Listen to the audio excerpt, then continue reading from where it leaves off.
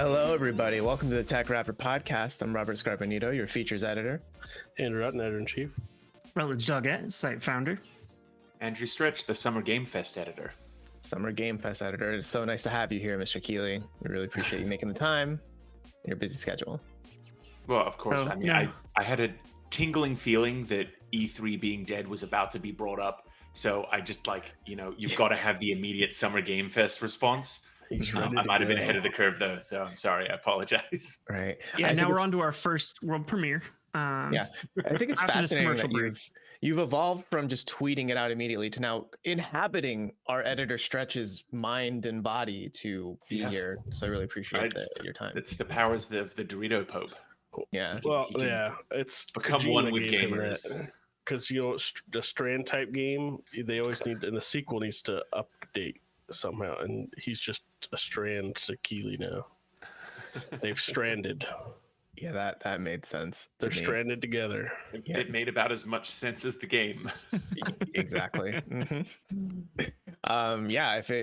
you didn't know, E3 is dead. We are definitely going to talk about that this week. And also, we just want to give you a heads up about next week. We are going to talk about Resident Evil 4, and it's going to be a full, spoiler cast of Resident Evil 4. So if you want to catch up with the game, or if you've already played it, you're good. But just want to give you that heads up for next week. And this week we are going to talk about the Dungeons and Dragons Honor Among Thieves movie that is out in theaters. We're going to do our light impressions and then spoilers. So we will, clearly mark when spoilers will be happening. So if you haven't seen the movie yet and you are invested, that'll be your time to jump off the pod.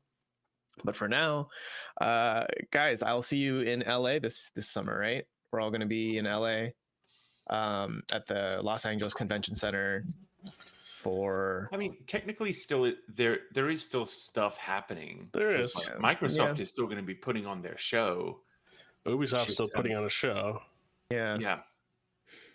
They're just not doing it at ESA's house. Yeah, they're not putting anything in there. It's so funny that for the gaming industry, E3 was really an industry glue event, just pulling everything together around that summer period. And now E3 has, we haven't had a proper E3, I guess, since 21, really since 2019. But still, we're probably going to continue to see everything focused around the summer. Yeah. Probably. Yeah. And I mean, I think to back up a bit, just the sequence of events that happened is E3 was canceled, COVID times, right? Which made sense because pandemic, etc. And then it came back online in 21, 2021. A really patchwork thing. Barely felt everyone's like info. It wasn't anything. It was terrible. Yeah. And then 22 again, but they also announced 2023 we're back. We will be back in person in LA. And Reed Pop is going to organize it, the people behind PAX and stuff. Yeah, I think they do Star Wars. I think they do. Yeah, the Star Wars Celebration. Star Wars Celebration, C2E2, PAX. New York Comic Con, I think. Right, one of the Comic Cons. I don't remember which one. I think it's New York Comic Con. Yeah, so they're obviously they know what the hell they're doing when they're putting an event on. They've been there, done that. Right. So then they had a year out of it being public knowledge. Who knows how much time before it was announced that they were planning it, right? But so they've had time to plan E3 2023. And then just last week, in the past few weeks, we've been seeing, reports come out at first Sony's not going to be there, which no shit, they haven't been at E3 for years. Nintendo's not going to be there, same thing. But then Microsoft not, then Ubisoft, and then Sega follows suit, and then Devolver, which arguably not as big, but still they have historically had a presence at E3. All of these companies are pulling out of it.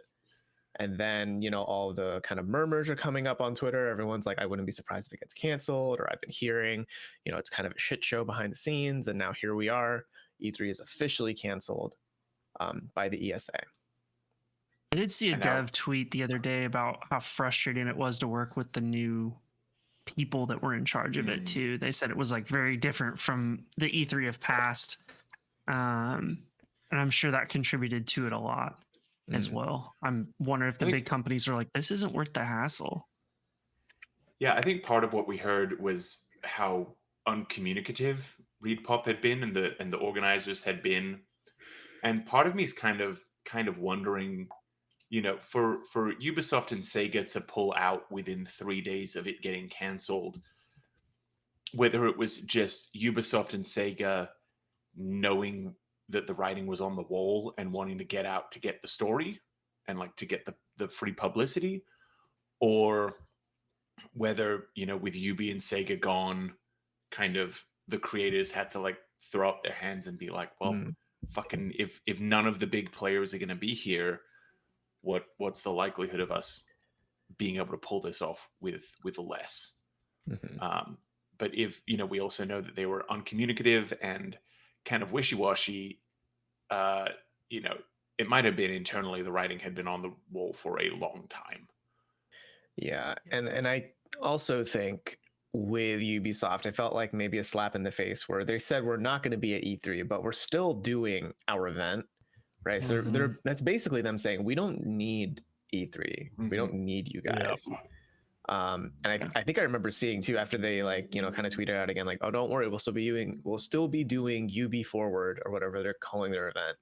Keeley like quote tweeted in fucking like, yep, stay tuned, like Summer Games Fest, check it out, it's totally part of my house, my thing, right? Like, Yeah. so it's just, it feels like everyone's kind of abandoning E3 like in terms of the publishers because they don't need it, right? Like Sony Well, tweets I out we think have a state of play, that's the people will watch it. that's the problem. The landscape has changed completely in the last 5 to 7 years in terms of, not only the way the news cycle functions, but the way that gamers consume things. And part of it, I wonder too, is just each of these companies wanted to control the messaging more. It's a lot harder to do at E3 when you're putting a show together. You've got press in there, rumors and stuff like that. But if you can keep it tight internally and just do a super focused show that costs probably significantly less to do, it's honestly kind of a no brainer, especially with the economic climate that we're in. Why invest, probably 5 to 6 figure sums to go to E3 just for the space, not counting travel, lodging, all that kind of stuff, when you can do it in your own house and or a smaller venue and not have to pay that level of money, knowing that people are going to consume it anyway. Like I remember over a decade ago when they were like showing off trailers for Super Mario Galaxy, the only way anyone could get that was like trailers on IGN. Like there was no public aspect to it. Just the fact that you can stream stuff, the fact that Steam can be like, hey, here's 20 demos of things that were shown off during Day of the Dev or whatever. It just, it's totally different ways for people to access and consume from their own homes. Mm-hmm. And I mean, it really all started like with Nintendo, ironically, like doing that Nintendo Direct format and really popularizing it to the point where everyone has their own form of it in some way, or at least many people do, right? So now they can just, all they really need is like what, a small studio with a clean backdrop and a host to say what they need to say, right? And that's something you don't need a convention center to make that happen. You don't need to rent out a booth and floor space to do that. I mean, yeah, within this same week, we've also seen the Dungeons and Dragons Direct, which is just wholly lifted formula, and it's a new way to get info out. Mm-hmm. Oh, isn't Summer Games Fest just E3? Am I At this wrong? point, yeah. I mean, they're doing the exact same thing. Can they don't I have counter a physical that? presence. Yeah. There is a physical presence though. It's not a huge open public thing, but there is. Mm-hmm. Okay. And It'll probably be close to the Xbox showcase in 2018 in the Microsoft Theater. That was the day before the conference or the day after. I can't remember. I remember going to that and they just had a boatload of TVs and consoles, and you just went in and played and you could create content, or they had ports to plug in, capture cards and all that kind of stuff. So. Mm-hmm. Yeah, but I don't know. I've always felt like Summer Games Fest is more like the Game Awards, but without the awards. That was the feeling I always got with it. Isn't that what E3 was? Yeah, I guess that's fair. Yeah, I mean, that's why people always talk about the next evolution stuff. Like Summer Games Fest is the next thing. I'm like, they're doing the same fucking thing. There's nothing. It's a stream of announcements. That's all those were. I think the difference with it though is that like it's all through Jeff, right? It's just one person being like, here's the next thing and here's the next thing. It's not like here's Ubisoft's time, here's their Yeah. 90 minutes so they can subject you to a dance number. Oh, And they like Summer Game Fest Pass, they promote those. Like they say, oh, here's all the stuff from that, the summer of gaming stuff. Or here's the PC gaming show, here's the Ubisoft conference, here's the Xbox conference, blah blah. So It's that's really it doesn't feel all that different. yeah. Whereas E3 was E3 and then stuff was like built out from it, where all of these other companies now have so much more autonomy. It's kind of more that Jeff has like created an umbrella to put everything under, because like even without Summer Games Fest, Microsoft would be doing their thing, Ubisoft would be doing their thing. It's just it seems like an interconnected event because it's under that umbrella Summer of Gaming. Yeah. Well, Well, I think that's what Jeff's trying to manufacture, right? By tweeting about other people's events through his channels. He's trying to make it seem like it's all under one. It's all under I orchestrated all this. I think it's simply the big companies and others saying that the media landscape of gaming just doesn't matter. We don't need them anymore. Because that was the benefit of having E3. You get the whole industry in one place. You get all the media people in one place. Get all your message to the same people at the same time, the same way, and whatever, and get a lot of exposure and coverage that way. And that's just not valuable anymore, apparently. Because that's really what it was for. And you hear a lot of, since it's been announced that it was canceled, you hear a lot of devs even talking about how much of a bum it is that all the different companies can't get together, because there's a lot of incidental, like, oh, hey, it's that guy. I didn't even know I was going to see that guy. I'm going to go talk to him, and business starts happening and stuff like that. So ideas start going around where just this incidental contacts and the in-person contacts just not happening anymore. Kind of sucks. Like we'll never get a Kingdom Hearts again because of no more E3. There's no chance for people to meet in an elevator to pitch something as ridiculous as Kingdom Hearts. Well, that was their offices, though. I know that wasn't E3. I know. I was going to go with him, but I know it wasn't E3. Yeah, no, it wasn't. But it's that kind of this stuff. is the one situation where it will continue to happen. Yeah.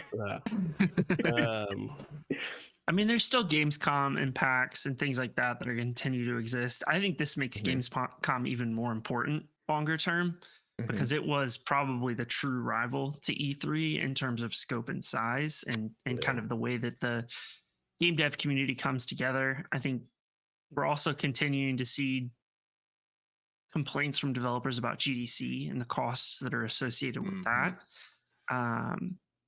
So I think this is an opportunity for Gamescom to kind of become that yearly kind of central networking opportunity and replace some smaller components of E3. But I think the future for conferences is it's not tied to any sort of a convention. Not when you have, Summer Games Fest for the ability to show off trailers and things like that. You've got the Game Awards at the end of the year. You've got your own directs peppered throughout the year and stuff like that. I think that it's going to be interesting to see what they say over the next year. I think that it's a question of whether or not the ESA is going to give up on E3 at this point too. The last couple of years didn't work out. Let's just scrap it. And after that, I mean, that's the one major thing that the ESA is involved in. So how does that organization change over the coming years as well? I think we're in for an interesting change in how things are communicated and how the industry comes together on an annual basis. It's changed a lot because like dev cycles for games were based around E3.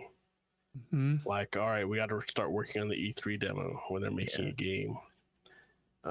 Especially at these big companies. So like I wonder how much that played into it too. It's like, well, we've been so used to for a few years now, we just haven't given a shit about having a demo ready.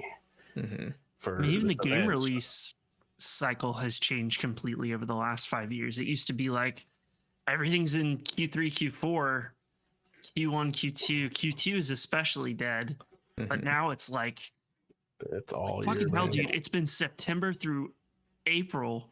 May's starting to heat up. Like we're gonna have 12 months of just absolute bonkers game releases, and it's everything. I'm already tired. Yeah.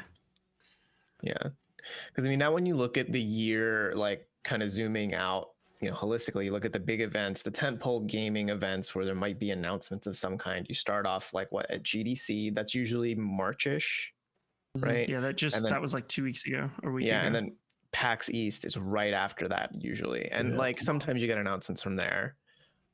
June, July is the Summer Games Mess, and then August is Gamescom, and then right after that's PAX West. Then right after that is Tokyo Game Show, right? And that's all September. And then October, November is pretty open, only because that's when a lot of games do come out still. And then December is Game Awards. And then you start right back up at March. So that's kind of what you're looking at now. And like when you look at that, like bam, bam, bam, bam, bam, you think, okay, yeah, do we need E3? Like, would E3 even have had a real worthy fighting chance of like standing out among all of those things now? It's kind of hard to say. Yeah. I think a lot of it's just the nostalgia, right? I think everyone is, because E3 has been a So, but I guess the big question is, so all of those things, they went through COVID too. Why is this the only one that died? I think that's the worth question. Never adapted. Yeah, it was so focused on this is what we've always been, not this is what we need to be. Adapt to True, what? PAX is exactly the same. Yeah, PAX hasn't adapted in any way. But PAX I also think exactly the goal of PAX is a little different, right? I'm just saying, I don't think Gamescom's really changed either. Gamescom's open to the public though, isn't it? Yeah. I think that's the one difference is that E3 is still smaller public presence, which developers may see as less of a value. When you can go to Gamescom and really interact directly with gamers and kind of build that word of mouth type advertising too. Mm-hmm. Yeah, they were making that shift prior to COVID though. Yeah. I mean, wasn't it that first year it was open to the public? Didn't it cost like $1,000 just for the? It was the difference too. Nightmare year too. Mm-hmm. And that's not even including like plane tickets, lodging. Like if you're flying in, as a non-media, non-industry person, like that's just like paying too much money just for the dream of going to E3, right? Yeah. I mean, pricing's definitely a factor. LA's not cheap. San Francisco's not cheap for GDC. Mm-hmm. I think Seattle's a little more affordable. I think a lot of devs are leaning that way, at least based on sentiment. Like, why am I spending, $700 a night or whatever?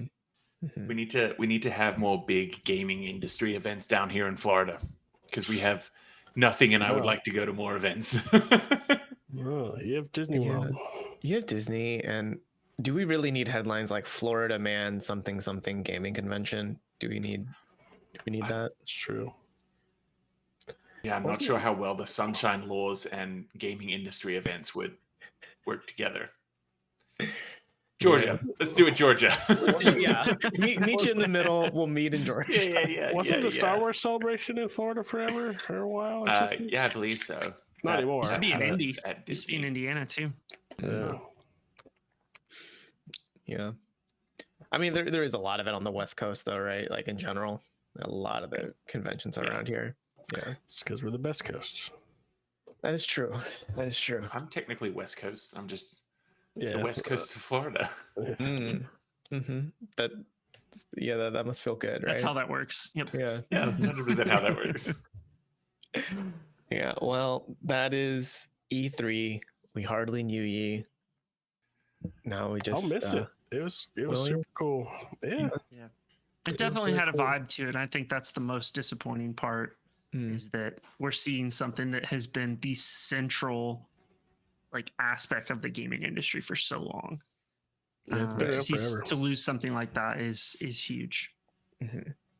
Yeah, because I mean there is a nostalgia tied to it, right? It is something that a lot of people around our age growing up would look forward to E3. I'm sure everyone has their favorite E3 memory, whether it's like Miyamoto holding up the sword or like My Body is Reggie or Sony being like, this is how you borrow games. Yeah. They just hand the person a physical game. How you watch them fucking kill the Xbox One. Yeah. Like I think everyone has like a favorite E3, moment or a couple at least, right? Oh, we had a couple. We had a good one right at the last one with the Keanu breathtaking. Yeah, with Keanu Reeves, yeah.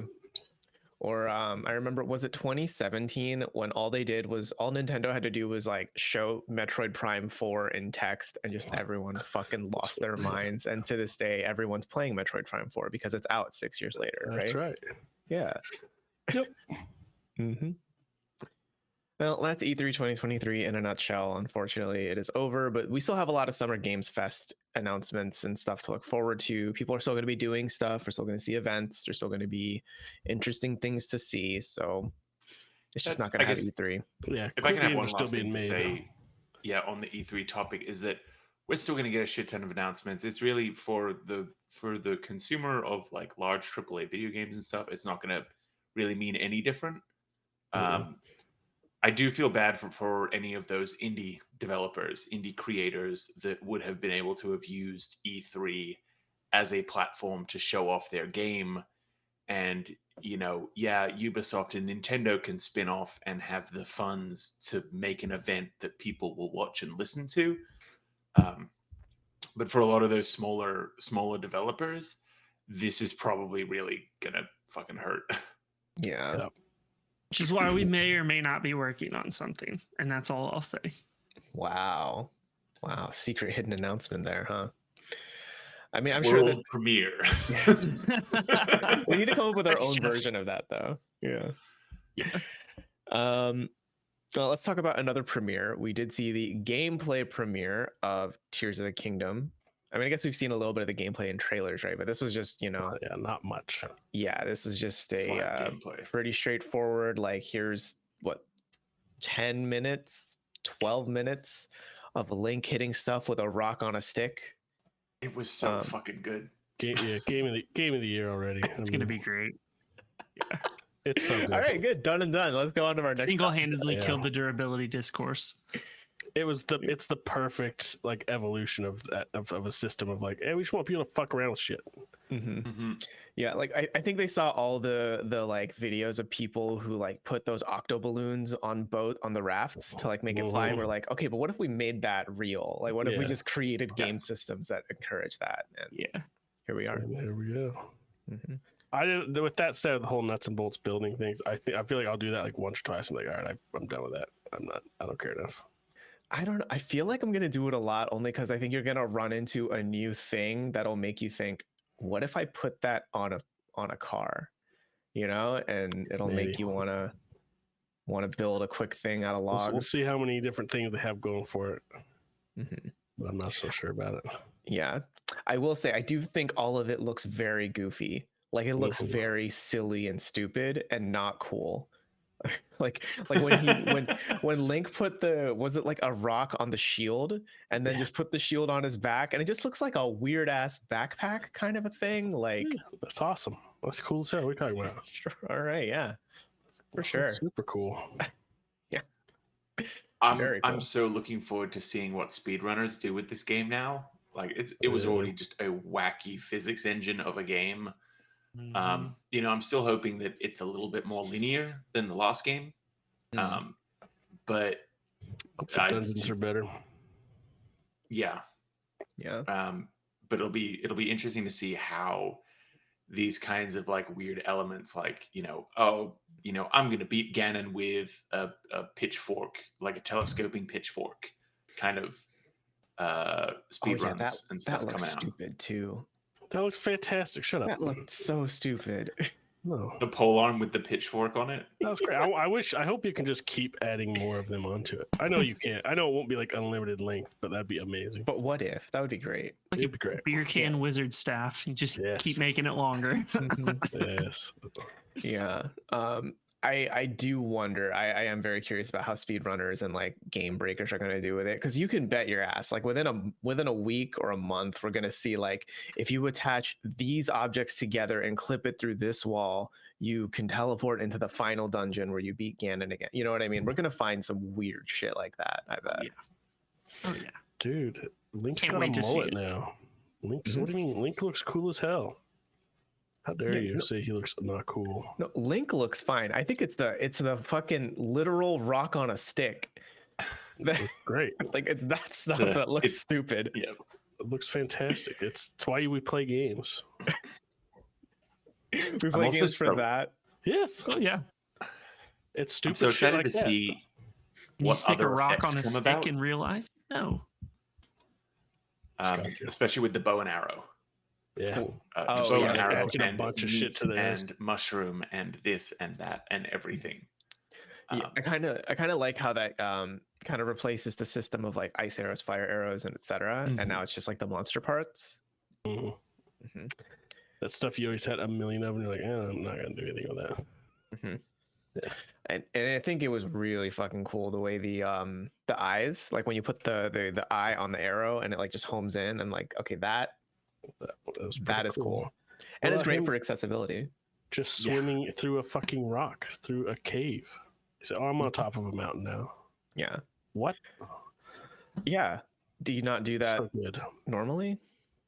I So dumb. totally predict that there's going to be some special cave with some kind of like crazy random rare item that's just going to be in the middle of a mountain, like no way in, Right. no way out. You're going to have to know that like I need to be here and like swim up, Mhm. and then you just end up in this entirely like enclosed cave, Mhm. and it's going to be so much fun for secrets.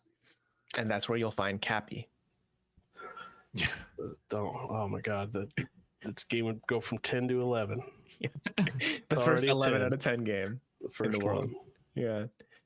Yeah. I think there's going to be so many hidden secrets in That's this. what you bring up Cappy, because me and Christian, our social lead, reacted to it when on the day the trailer came out. And one of the things I said is it gave me heavy Odyssey vibes in terms of like Odyssey was just all about having fun with the Mario formula essentially, and this feels like it's just that's what Nintendo's really good at. It's like, yeah, this just looks like fun times. Like Mhm. I don't need anything else. Yeah. Just ton of stuff. Yeah, because I think a lot of what it is because I've actually been playing a little bit of Breath of the Wild 1, because like, while I was traveling, I was like, I have my Switch and I could play Metroid Prime Remastered and it's okay, but I've got Breath of the Wild here too. So Yeah. I was going back through that and it was reminding me like there is a lot in that game, of course, that's about like freedom and that you can solve any puzzle in any way, but there is a little bit of tedium to it, right? Like if you need to climb like a sheer cliff, Mhm. you need to kind of plan it out depending on your stamina, find good places to rest, etc. Or if you need to cross a lake, you could do that trick where you like ice block and then like you kind of hop forward with like 2 ice blocks at a time, but that just takes forever. And this game is just giving you like the new one, the sequel is giving you tools that like gives you the same outcome, but just with quicker, like you don't have to worry about it. Like if you're climbing up a sheer cliff, just find a cave and swim to the top, right? Or if you want to cross a lake, build a janky ass boat out of trees that you cut down with your stick on a rock or a rock on a stick, either one, and then just sail that across. Like they're just giving you a lot of solutions, like a lot more solutions to things that I'm really enjoying. Oh yeah. Mm-hmm. We're only like 6 weeks away from it too. Yeah. That's a big crazy thing to me because we know nothing about the story as well, or like what Zelda what could be fucking dead. Who knows? format the game will have. Yeah. Is there a replacement to shrines? Because that was a big chunk of gameplay in the original. Yeah. I hope they just tell no one anything. Like the rest of the videos are just wacky shit, and then everybody gets the game and they figure it out from there. I wouldn't be surprised if we get that one would be more amazing. direct, but I also wouldn't be surprised if we get no more. It just comes out. I kind of hope we get no more directs, if I'm Yeah. honest. I do too. I feel like they still will, because I think Nintendo knows this is a big moneymaker for them and they want to, have as much advertising out there as possible to get word of mouth out. But from like an excited player perspective, I just want to go in as blind as I can now. I just want to discover the weird, wacky shit that's in there, Yep. Can you stick stuff to a horse? I hope so. Do you think it'll Horse be like armor? Red Dead Redemption? Like, your horse is your giant backpack vehicle thing? Maybe I'm thinking like sticking that pitchfork to its head and making it a unicorn. Oh. Jam shit. It probably also makes more sense now why we've been seeing all of this artwork with a half-broken Master Sword as well. That, stick a rock to the end of it. Like that, congratulations, you've now got the Master Boulder. Mm-hmm. Something, yeah. I'm sure we all kinds of Master Sword variations. Mm-hmm. I wouldn't be surprised it interacts with stuff differently, slightly differently. Yeah. Like Special maybe way. if you have full health and you have a rock on it, it throws rocks. There you go. Oh, that would be great if it just generated more of a thing. Oh my god. Yeah. Yeah. I think it opens up a lot of possibilities. And what I love is it does what Breath of the Wild did well, in that it just makes your imagination run. It just makes you think like, what if this, what if that, right? Like we've just been doing it for the past 5-10 minutes here, just like thinking about possibilities now with the new tools. Like we haven't even talked about the rewind thing much, because the rewind is something we've seen in the trailers where it's like if a rock falls down from a sky island, you can hop onto it and then rewind the rock, and then it unfalls, flies back up above, and that's a quick way to get to a sky island, right? But I guess to what extent can you attach the rewind on stuff? Like, can you rewind enemies? Does it heal them back up if you rewind?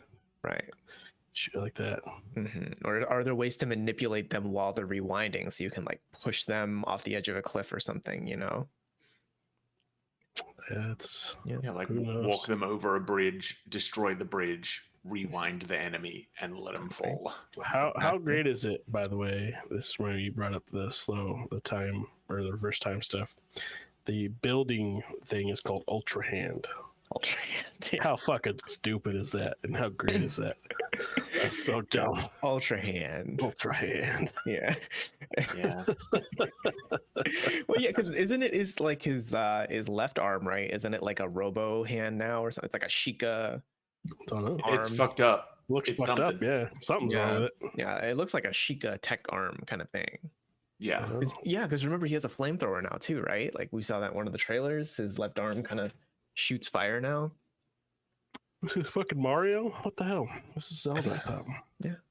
No, it's a Mario Zelda. It's both. I guess Donkey Kong can shoot fire now too, so all bets are off. Yeah, all the Nintendo characters shoot fire. Even Samus. But I don't know. I think we're looking at a pretty strong lineup for the first half of the year, right? Like pretty nuts. I'm getting a lot of pretty good games here, right? Yeah. Like Jedi Survivor. Yeah, Jedi Survivor's coming out soon. We had we'll have content dropping today. Right. That's yeah. Right. Interview and preview. Mm-hmm. You can check those out at TechRaptor.net. We had Dead Space remake earlier in the year. We had Resident Evil 4 remake. Pretty good. Yeah. People already were talking about that as a game of the year thing. And it was always funny. It's like, oh man, it's game of the year been decided already. And I remember thinking, like, dude, fucking Zelda comes out in May, you dumb fucks. Like, that's gonna. Yeah. And then Starfield comes out. Like, no way has it been decided. Final Fantasy, and then end of the year is Final Fantasy 16. Final Fantasy 7 Part 2. Yeah, there's a ton of big games coming out this year. Like, this year's nuts. Yeah. Like, guys, we can't not stop. We can't forget the true game of the year, Dead Island 2. Oh yeah, did that come out already? It's out in April. It's later end of April. Yeah, April like 20 something. 21st. Yeah, and then Jedi Survivor a week later. Yeah, I mean, I kind of feel like just based on that little gameplay trailer we saw, I think Breath of the Wild 2 has a really strong chance of being game of the year, because I think it's capturing a lot of what made Breath of the Wild so good. I think the primary concern I have is just a concern I've always had now recently with Switch games, is just how well is it gonna how is it gonna really feel? I think it will feel just fine. I cannot think of a first party Nintendo game that's not done that successfully. It's true. Yeah. Other games maybe. Unless you don't walk into the Kokiri forest. Yeah. There's one little area in Breath of the Wild that's fucked. But other than that, just ignore that part and you're pretty good. Pretty good. Yeah. Man. Nintendo. Oh, Nintendo. Yeah, people forget about them for some reason when you're talking about, oh, here's the big games of the year or whatever, because Nintendo's always doing their own thing. And it's like, dude, they're gonna come in and just wreck everybody's shit all the time. That's what they do. Like, if other companies must be just fucking pissed when they put something out, like, well, fuck. Like, how the fuck do you compete with that? Yeah. I mean, watch. Maybe like they're gonna release The Last of Us 3, and then you can put like a rock on a gun.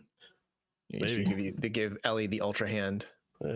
Yeah. Well, it's just wild to me that like the Switch more or less lives as a device just for their games, Mhm. and no other devices like that.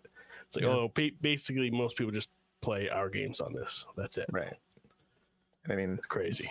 Still doing well. Yeah. What isn't doing well though is The Last of Us PC port on Steam. It is apparently pretty bad. Yeah, it seems a little rough. It seems like it's having some trouble. I think it was developed by Iron Galaxy alongside Naughty Dog. Well, I don't know if is that confirmed. Do we know that for sure? Iron Galaxy did have a hand in it. Yeah. Because what does that mean? Yeah, I guess we don't know to what extent, right? They have developed it, but the specs sheet were on the PC requirements, like specs. Iron Galaxy's logo is on that, so they at least have something. Yeah, they did something. Maybe they modeled a texture too. Either way, I mean, they modeled a texture. Yeah, right. That's how that works. Yeah, you just tell you created a model of an image. You model the texture, and then the game happens around it. He meant model like MOTTLE. I don't know what that means. That makes sense. Mm-hmm. No idea what that word. I knew Stretch wouldn't know what I'm talking about. No, I know model. I know what modeling something Get out is. Of here. Get out of here. And fucking Rhett said he played WoW. All kinds of shit was modeled. To mark with spots or blotches of different colors or shades of color as if stained. They always say modeling with like when something's fucked up, like zombie stuff. Their skin is modeled and all kinds of shit like that. The remaster port is modeled. Yeah, this port is modeled. Well, thank you for coming to TechRaptor English Hour. There you go. A word of the day for you. You're always learning here on the pod. There you go. Yeah. We taught you banal in the past. We got you for model now. Right. Shit, I forgot the banal stuff. That was like our third or fourth episode of this. So yeah. But apparently Naughty Dog still plans to continue supporting this, even though the port is. Hope so. I think it's what, like, it took. The reports I've seen is like it takes an hour to compile the shaders if it doesn't crash while it's compiling the shaders, and then it'll still crash a lot. Well, I thought that the hour to compile shaders was a Steam Deck thing, or is that just? Maybe it is just a Steam Deck thing. I don't know. Regardless, doesn't look good. Doesn't run well. Yeah. I've seen some very hysterical photos of like a conversation happening. Yeah, the Ellie spinning in the background, and another one that was like a very like deep conversation between Tess, Joel, and Ellie. And then halfway through the cutscene, all of the models are now wet. Like they just got out of the water. Yeah. I mean, it's a shame too seeing this happen right off the heels. I mean, kind of. It's been a couple weeks, but right off the heels of the Last of Us TV show, right? Doing so well. Delay it. That's what. Yeah, we're kind of speculating that maybe this was there was a rush to get it out, so that was right around. Still, the show was still relevant. But like, who knows? I myself had looked at like my PS4 version of The Last of Us. Was like, well, they've got the new part 1 out. Do I really want to buy it again? And then I was like, oh, it's coming to PC in like 3 weeks. I'll just wait and I'll pick it up then. And now I'm not going to pick it up now. No, you're probably better off buying it on a PlayStation 4 or 5 at this point. Oh, definitely. Because it at least runs really well. Like it's the way they probably intended the game to be played. Probably not the way it is on the PC right now, which is unfortunate. I don't think this is gonna like deter the future of the franchise, though. I mean, like we're still gonna see people raving about the Last of Us. A minor modeled blemish. Yeah, a little speed bump. Series. I just can't believe that Sony as a company would have incentive to release a poorer version of their IP on a competing platform. That's just wild to me. I think it's even wilder when you think about that this is a game that was released and then remastered and then remade and then ported to PC in a lesser state. Like that's the journey The Last of Us has gone on. It's you it's know. the ship of Theseus of video game ports. Mm-hmm. Yeah, like I guess I think they really want this game. I think or that'd be this, Skyrim. Yeah, you're right. yeah. I mean, they clearly want this IP to be, special, right? I mean, like that's Sony's kind of wheelhouse is the premier, the elevated, the sophisticated games, right? The very serious, yes. like big brands, right? You'll pay us Call of Duty. $600 for a monitor stand kind of vibe. Mhm. They wish they could do that. Yeah, they're very Apple vibes, but then Yes. this just feels like a misstep in that kind of brand identity, right? Whoops. Oops. Whoopsie. Not quite the Sony mark of approval there. No. Mm-mm. But Yeah. I mean, I'm sure it'll get figured out. It's just time. It sucks. It sucks for people that bought it now that they're dealing with the stuff. It sounds like it should have been released this early, so that is really shitty. But I'm sure it'll get fixed. They're not just gonna be like, well, fuck that. All right, next thing. Yeah. I do feel bad for the people who like maybe they only discovered the series through the HBO show. Yeah, that right. sucks. And then they're like, I mean, maybe they don't play that many games and they only realize like, oh, this was based on a video game. I kind of want to check out the game. Oh, it comes out on PC soon. I'll check that out. And then, oh, the game kind of sucks. And it's one of those too, like the The Last of Us, the original game, like it's not that old, but if you think of like just for one, how much bigger games have gotten as an industry, and just how many more people just by growing up may have grown up into an age group of playing it and maybe haven't even touched it. Like there's a lot of people that have never engaged with it at all, probably till the TV show really blew it up. So I think there's definitely a lot of evidence behind that. Yeah. I mean, and it's also possible that those people like have a PS4 or 5 at home, because it's not unheard of for people to just have it for like Netflix and stuff too, right? Like Blu-rays. So hopefully they bought it there, and then we're just like, oh, okay, this is a good, But yeah, it's unfortunate for Nintendo, or not Nintendo, for Sony here, but yeah. Oh my God, can we just all sit here for a second and just think about what it would look like if Nintendo put something in a PC? Of what a nightmare that would be. I think no matter how it runs, people would be like, amazing, they did it again. Somehow they get excused. It have like no features at all. Like you'd open the settings menu for the graphics and it's like, yes. There's a checkbox. Graphics enabled. It's just full screen or windowed mode. That's it. Can't adjust the resolution. Can't do anything. Yeah. Hey, at least then modders could get at it. Yeah, it's true. Yeah.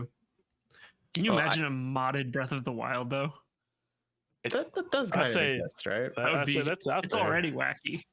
I mean, the modded Breath of the Wild that is out there is incredible. People have made Dark Souls mods for it that like you have like a numerical HP, you build up souls, everything is ludicrously difficult. Yeah, you could They've play got randomizer mods, 4K there's Breath of the multiplayer Wild. mods. Yeah, they've got 4-player Breath of the Wild running. That's weird. I think that the 4-player Breath of the Wild mod comes out in 2 days. Nice. And all of it's you can play the whole game. It's all of it's above board, right? All of it's Nintendo approved. 100%. Extremely legal. Well, it's not Smash Bros, so that shit would have been nixed forever ago. Oh yeah. Sure. Well, I think let's shift over. Let's talk about Dungeons and Dragons: Honor Among Thieves, the latest movie starring Chris Pine and You almost said the other Chris P. I heard it. I did, yeah. But this is the new D&D movie that I think when it was initially announced, people were maybe a little bit like, are we sure? And then the reviews came out and it's like, oh, that's pretty good. And now we've all seen it. I'm curious what you all think. Maybe just like let's go around, starting with Otten. Just kind of like, no spoilers. Just you like it, you hate it. What do you think? It's a good movie. It's great.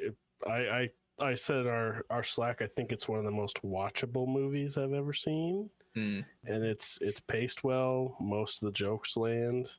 Like you're never sitting around, and it also like lets sometimes it doesn't have a lot of them, but there's some more like serious moments that lets them stand on their own, lets them breathe. They're not cut off by something else. Mm-hmm. I think it's a great movie. Yeah. Rhett, what about you? I loved it. I thought it was like just really solid, and it was funny. I think I was texting in the Slack before the movie started. It was funny to see the old Dungeons and Dragons movie being played in chunks ahead of the new one, which was just super cheesy, very 90s. But I thought it was really well done. I think that if you're someone who's played D&D or is familiar, like you'll get most of the jokes and things like that. And it just had a very like at times off the rails D&D session vibe to it, which I just absolutely loved. Mm-hmm. Yes. Like from the beginning. Yes. Like from the get-go. Yeah, there's just some D&D tropes that you see, and it's like, oh, I get it. Yeah, Stretch, what about you? As our resident, you probably played the most D&D of the three of us. Stretch was with like 75 people. I got together the campaign that I'm the DM of, the campaign that I'm a player in, the campaign that my DM is a player in, the campaign that one of my players is also a player in, and then some other people that like we know play tangentially. We ended up with like a group of 16 or 18 people strong or something. Nice. It's a big party. I really enjoyed it. I think that they really nail the feel of the chaos of Dungeons and Dragons, and like the five, or like the multiple headed hydra of a whole bunch of people trying to steer a story. But I think that so much of it and the comedy of it where it lands, because I was thinking about it after. I'm not 100% sure that there was a joke that I did not feel like really successfully landed. But that also, I think even if you're not a D&D player, if you don't know what D&D is, I think a lot of it is just funny because it's funny. Yeah. And not that you like need to have the inside joke. Oh, yeah, I think all kinds of people would enjoy it. Yeah, because I like that most of the jokes are rooted in the fantasy. Like, I'm so glad they didn't do any of the like, oh, I guess you rolled a nat 1. Am I right, guys? Like, oh man, did you forget to put your HP on your character sheet? Like, none of those kind of playing the game jokes. It's all just in the universe, the fantasy jokes, right? Which I think helps it land and helps it kind of be more appealing to a wider audience who maybe are like tangentially familiar with D&D, but not as into the weeds with it. And also in the framing of the story was very rapid paced, and it did a good job of like beat. You never felt like you were hung somewhere too long, that even if something didn't land, I probably wouldn't have, it would be harder to notice, because by the time I would even have a moment to consider why that joke didn't land, we were already somewhere else doing something different. Exactly. Yeah, they went to a lot of places. They did. Yeah. And it's all set in actual like the D&D setting, right? In the Forgotten Realms and all that. Sword Coast. Set right along the Sword Coast. Yeah. So you if you've played like Neverwinter Nights or Baldur's Gate, you've probably heard of some of the places they go to, for sure. So yeah, I think we're all very positive on it. If you haven't seen it yet and this at all enticed you, we recommend go see it. It's pretty good. It's fun. Yeah, it's just chill. It's an easygoing watch. As Otten said, it's a very watchable movie. Extremely watchable movie. I think the acting was super, or the choice of actors I think was superb as well. Yeah. I mean, Chris Pine absolutely nailed it. I thought that they could not have cast that better. Michelle Rodriguez as a barbarian or a fighter, phenomenal. Yeah. I like how this is not really a spoiler, but she drops an axe in like a forge and she picks it up and she's like, I don't hate it. And then they just keep going. It's like just superb. Yeah. And I think Chris Pine does a great job at feeling like he kind of feels like the player insert character, where I guess he's like the least serious. I mean, he's very quirky, he's the bard, he's like definitely comedic punchline type of High character. charisma. Yeah, the behind charisma. He's your Yeah, but there's something about him that feels very like this is what a player would do. Like this is what a player character in D&D would do, where they're just kind of like silly and quirky and trying to be like kind of a Marvel character almost in a way, right? But they try weird solutions, like weird out of the box solutions. He was their strategist, their planner, the guy with the ideas, man. Exactly. Even if the ideas fail. Well, he's the king of failures. That is such quintessential D&D. Yeah. To just there's always got to be a new plan because shit's always going to go awry. You cannot successfully plan for anything. Exactly. But I think now let's open the floodgates for spoilers, because I think we're all kind of wanting to talk about that a bit. So if you haven't seen the movie yet, please go watch it. If you have, please stick around. We're just gonna chat more about the spoilers. And can I just take a moment for us all to recognize the chonkiest dragon? Oh my god, the corgi of a dragon. Yeah, that was pretty great. Shot. Yeah, that was so good. Fattest dragon around. Yeah, I think that's great. And the solution for that puzzle too, right? Of like they're stuck in that cave, so they just explode it so they can swim up. Like that, that felt to me very player, like D&D thing. Yeah. Just from start to finish, it was such a good like cast composition. The humor of the movie wasn't rooted in the mechanics of the game, but it was rooted in the stereotypes of the game. I think my favorite character through the entire thing was Regé Jean Page's Zenk. That's what I was going to bring up. Just good, because he is the definition of a DMPC. Yep. Like a DM played party character that shows up, is weirdly connected to everything involved, and then like disappears at the end of that little arc. There he goes. Over the rock. Like a very DM moment where he's describing this complicated puzzle that a player fucks up immediately before they can even explain it. That felt very big vibes. Like, oh, all that work I just did, gone. Doesn't matter. Yeah, he's just extremely competent, extremely badass. Like can take down 5 enemies solo. He's the guy that actually gets them like on the plot. Like, all right, get fucking, we're getting you to where you need to go. Like, get this fucking moving. And then I was kind of surprised that he disappeared and just never came back. I expected him to show up like a fucking Han Solo moment. Like I got coming in. Nope. I mean, he does show up at the end, just to take in the con man Forge, right? Forge, yeah. Oh, speaking of, can we just give it up for Hugh Grant, my Hugh man? Grant. He's a villain. He needs to be more villainous in other things. Yeah, he's fantastic. I mean, it's like a sleazy villain too, not like like wahaha evil, just fucking douchebag, Yeah, you don't want twirling mustache villain. No, he's just like douche is just he's such a yeah. No, he's so good in the. I mean, really, everyone does a good job at playing their character. Right? Everybody's great. Yeah, I think Michelle Rodriguez does an amazing job of just being the silent, fucking angry, just like I think they set that tone really well. I think it's early on when they get captured again at Forge's castle, and like she fights off 10 guards while Chris Pine is just sitting there trying to saw his rope off, right? Like, and he's doing the bard stuff, like, oh, we're doing great, we almost got this. And she's just killing everyone really easy. It's good stuff. Oh, even the conversation beforehand of like, I was like, how do you clean that axe? Like, oh, that's some good work. And you think, it's like that's the point where the DM is talking about the NPCs that have shown up, and one of them happens to have a really shiny blade, and the party's immediately like, we're gonna fucking steal it. It's gonna be ours. We're gonna do it.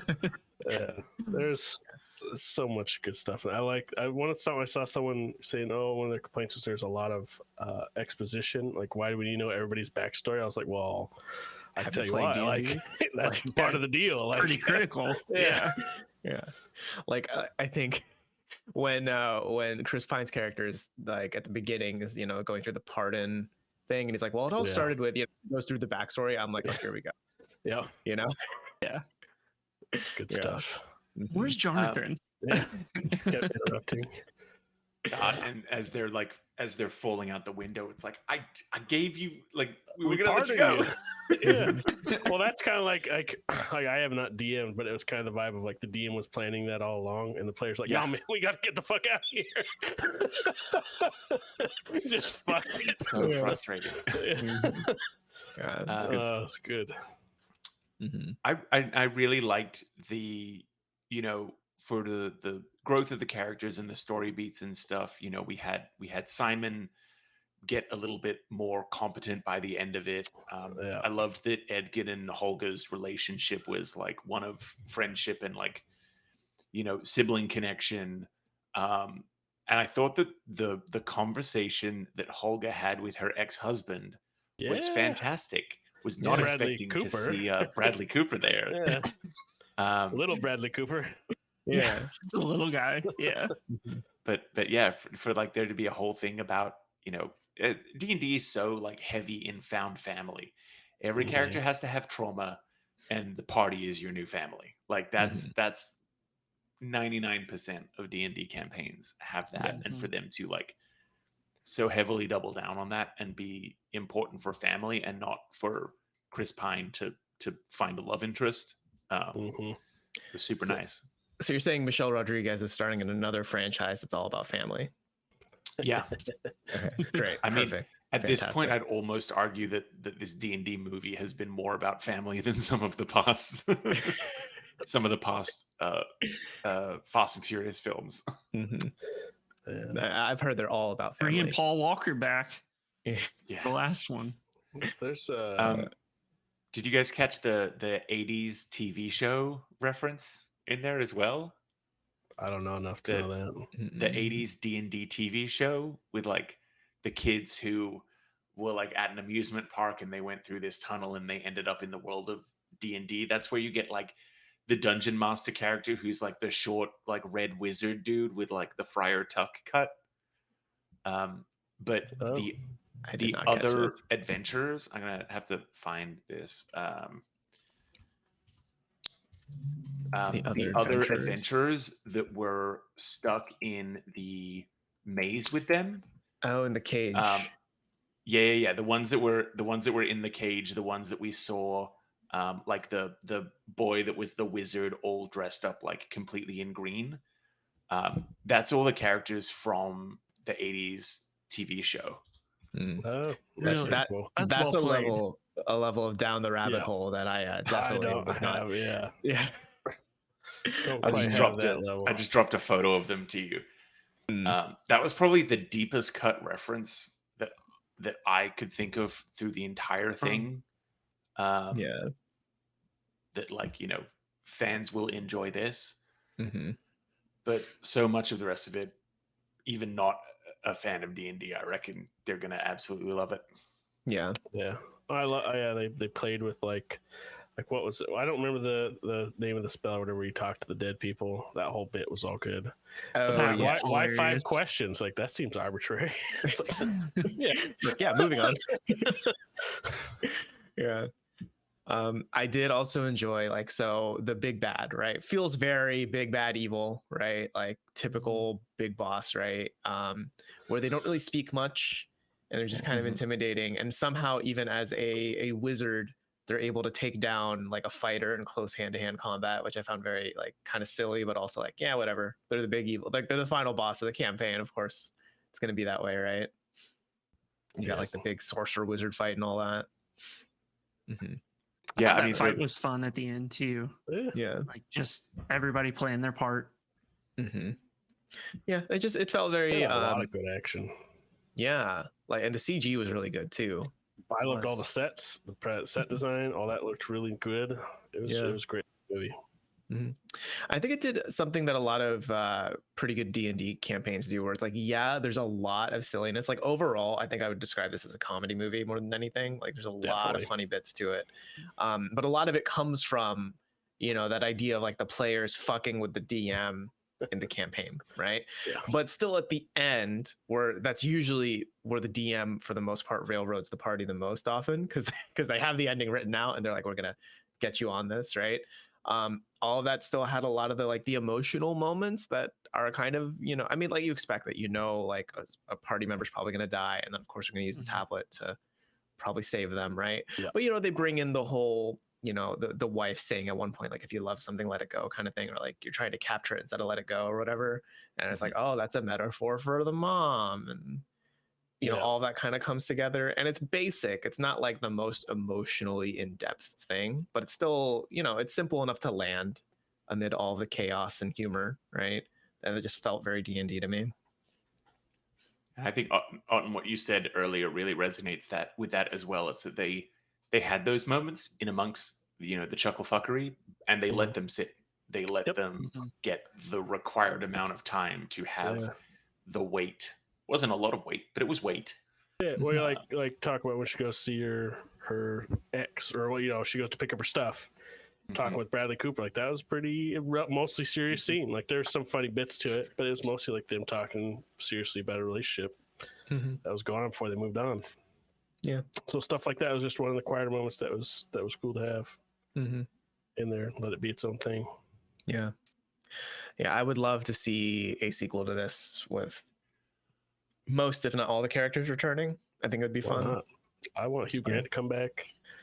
Be like, I'm reformed, guys, and then he fucks him over again. Something. I would love to see more Zank, because Zank has a very Drax from Guardians of the Galaxy energy, right? Yeah. Like he's so serious that he's funny because everyone else around him is funny, you know? Yeah. I think that's the beauty of the D&D universe too, is that there's so much that can happen, that there's so many different stories they could tell. They could look at a completely different party and have a completely different storyline. Yeah, like thinking about it, I think it'd be cool to keep Chris Pine and Michelle Rodriguez together. But like if you say that, you know, Simon and Doric are now, you know, settled down or doing their own thing or whatever, like let's go find a cleric and a warlock, and the big bad is the warlock's patron or something. I mean, there's just such a stupid amount of already established places, stories. At the D&D Direct, they did bring up in 2025, we'd be getting a full Red Wizards of Thay adventure. Because the Red Wizards of Thay have shown up as, you know, as like little parts of other campaigns, but have never been the sole focus.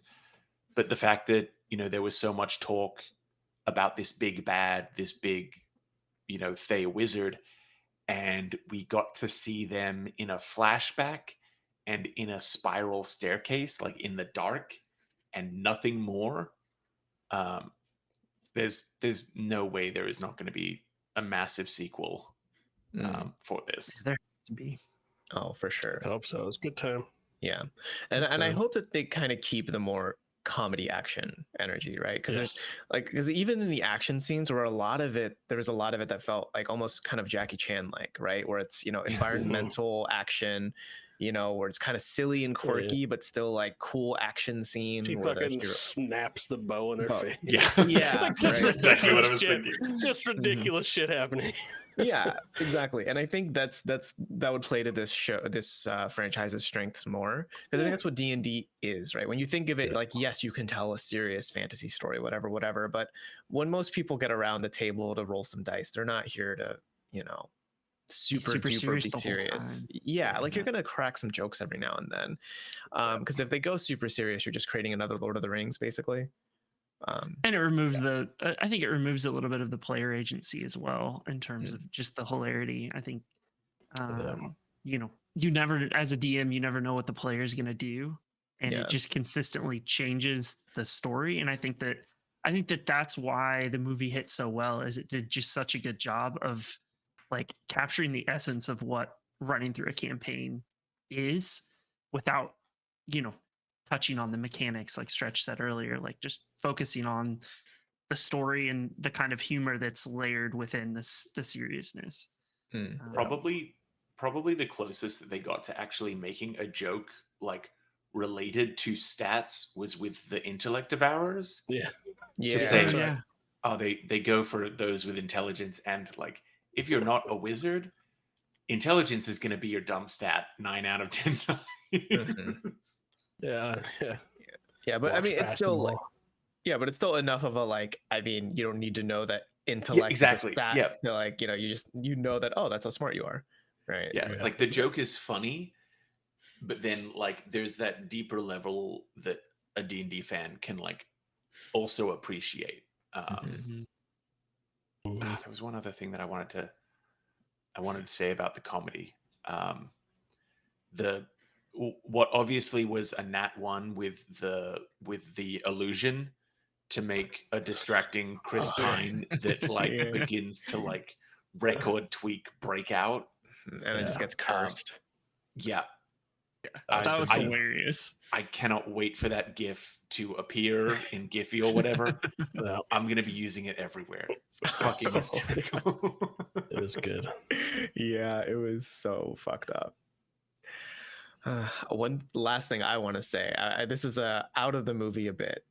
I want to ask: did you guys, right before the movie started, did the theater play this video of the main cast sitting around, Yes. and they're all just like, "You're the heroes. Yeah. You came to the theater and ate your Yeah. fucking popcorn in that fucking seat because you are saving That was Hollywood." extremely cringe. Yeah, There's been a few movies that have done that. Like I remember seeing Top Gun, and they had Tom Cruise do a thing, thinking people were coming to the movies. Yeesh. You guys Lot- should Stretch's make popcorn your bowl. D20 of Open it. popcorn. Is that Open your it up. D20 of Greece? Yeah. Have you washed it, or is I it hope still you all wipe buttery? that out. Well, Okay. they give you the popcorn separate, so this hasn't even been used. Ah, But Oh, yeah. what the hell? You didn't use it? No, Are you gonna store your dice in it? Just have it be a big die that has the dice. I don't own enough dice. My wife owns Oh. enough dice to. There you go. Well, then that's My hers. wife's- Okay. yeah. She has a much nicer dice bag than a $30 fake D20. Yeah. You should use that exclusively as your D20 going forward. Yeah. I mean, Well, this is going to get rolled at least once today because I've got my session starting in an hour and a half from when we're recording this. nice. Well, I'm curious with that thing. Do you feel the build quality of it? Do you feel like it could survive a couple rolls, or you like only roll it once and then I'm scared it'll break? You know what I mean? It will probably be something that I do like a low to the ground, like more Like of a bowling. bowl Yeah. than a roll. Would you say it's a critical bowl? I mean, yeah, you could probably like eat cereal out of it, have it be a Yeah. critical bowl. Fill it up with milk. There you go. There you go. Yeah. Just It a is gallon of milk. in that dishwasher thing. safe. I will say they do specify Oh shit. that it is dishwasher So safe. it might be a little harder than you think. Yeah. Wow. All right. Huh. Damn. Props to Hasbro.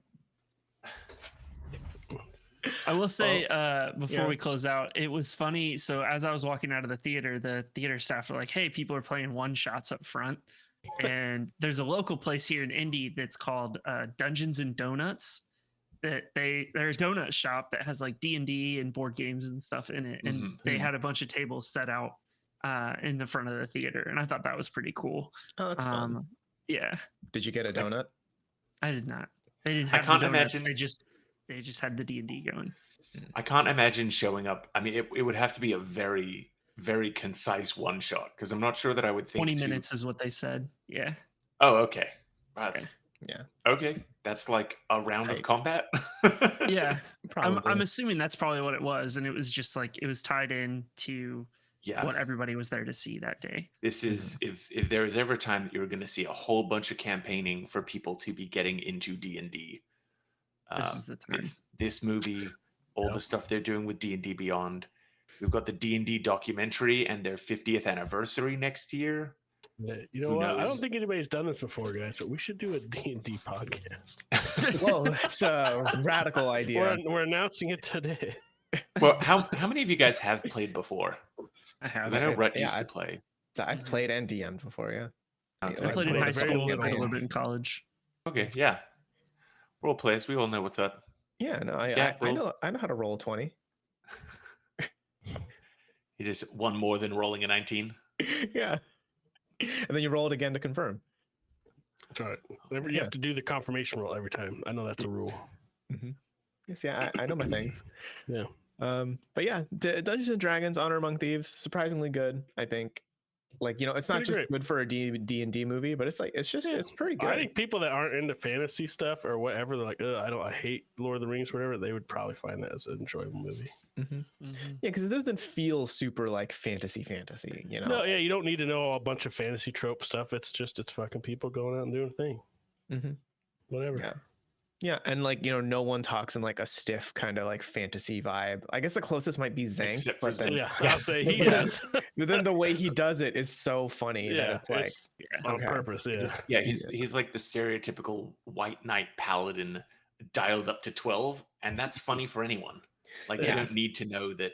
Oh, that's very paladins can be assholes around the tables, because if they get like so in line with their oath, it's like, I get your character would do this, but let's keep going. We've just got to rob these children. Let's move. Yeah. I mean, I think the core thing was when Michelle Rodriguez is like, yeah, we're gonna get that son of a bitch or something, and then the thing's just like, so you blame his mother for this. It's just such a perfect delivery, because at first you're like, wait, what? Good. And then yeah, it's good stuff. It's really I want to watch it again. I say I would, if someone's like, hey, you want to go watch it right now? I'd be like, all right, I guess. Like, you want to go watch it right now? I'd go see it again. Yeah, I'd go see it again. Yeah, it's fun. It's funny. Yeah, it was great. I think that's something that not a lot of movies have nowadays. To be like, that was good. That was a fun time. Hopefully they'll release like a director's commentary or something with it. That'd be great. Like, check see, that we out wrote as the well. script we actually did the rolling to see what would happen. We rolled the checks. Actually, I have one last question for you all. I was thinking about this at the end of the movie, because the credits were like a full-on graphic treatment, right? Yeah, they're pretty cool. And that triggered something in my brain where I was like, this is a nerdy movie, and Marvel has existed for the past 15, 20 years. Is there a post-credit scene I should probably sit and wait? No. Did you all feel? There was. Yeah, there was one. Yeah, but I'm just saying, like, did you all feel that, like, I need to stay for a post-credit scenes, but why do I think there's a post-credit scene? You know what I mean? I think that in every single movie now. Yeah, I just assume at this point that there is a post-credit scene. I'm glad that it wasn't some like Google it. Depending on the type of movie, like I think if it's in the kind of fantasy sci-fi realm, almost guaranteed. If it's like a Victorian, I don't know, romance movie, there's no way. Do you think Oppenheimer will have a post-credit scene? Is that what you're? Yeah, Christopher Nolan's really happy about everything happening in film these days. He'll definitely jump on that. Yeah. Yeah. Well, okay. I'm glad that I wasn't the only one thinking that then. But no, I hope that post-credit scene becomes a cameo in whatever they do next. They're on their way to somewhere else and run across. We're like, oh fuck. Yeah. Poor guy. Yeah. Like I kind of expected him to show up at the end of the movie, like not the post-credit end, but like somewhere in the the finale of some kind. But yeah. Can you ask me a question? Yeah. I think that does it for this week's episode of the TechRaptor podcast. We hope you enjoyed, and if you did, please leave us a review, whatever platform you're listening on. Give us a thumbs up on YouTube if you are watching there, and leave us a comment down below. What did you think of Dungeons and Dragons: Honor Among Thieves? Did you enjoy it? Did you hate it? Let us know what you think of it. And remember that next week we're doing the Resident Evil 4 spoiler cast. So finish it if you haven't, or if you're just interested in our thoughts, you can tune in next week for that show.